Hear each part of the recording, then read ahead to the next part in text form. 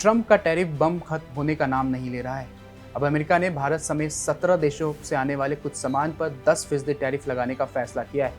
इस फैसले के बाद एक बार फिर भारत और अमेरिका के व्यापारिक रिश्ते की चर्चा तेज हो गई। पहले अमेरिका करीब 12% टैरिफ लगाने की तैयारी में था, लेकिन अब इसे घटाकर 10% कर दिया गया है।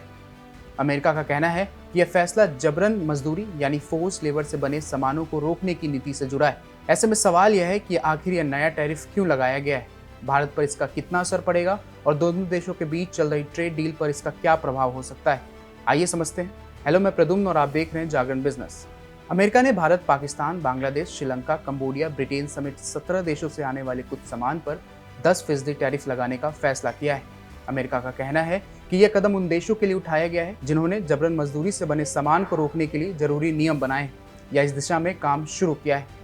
अमेरिका पहले भारत पर 12.5% टैरिफ लगाने की तैयारी में था, लेकिन जांच और बातचीत के बाद इसे घटाकर 10% कर दिया गया है। अमेरिका के बिजनेस डिपार्टमेंट का कहना है कि भारत में अपनी व्यापार नीति में बदलाव किया है, इसी वजह से भारत को कम टैरिफ वाली सूची में रखा गया है। भारत ने 14 जून को अपनी फॉरेन ट्रेड पॉलिसी में बदलाव किया था।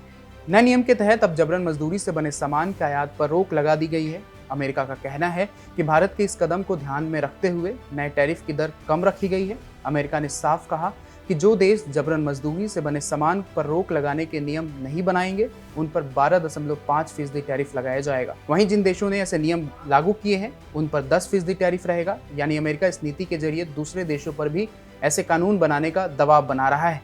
अमेरिका का कहना है कि जबरन मजदूरी से तैयार सामान वैश्विक व्यापार के लिए सही नहीं है। इससे मानव अधिकारों का भी उल्लंघन होता है और बाजार में गलत तरीके से कंपटीशन बढ़ती है। इसलिए ऐसे सामान पर रोक लगाने के लिए यह कदम उठाया गया है। यह फैसला ऐसे समय में आया है जब भारत और अमेरिका के बीच द्विपक्षीय व्यापार समझौते यानी ट्रेड डील को लेकर बातचीत चल रही है।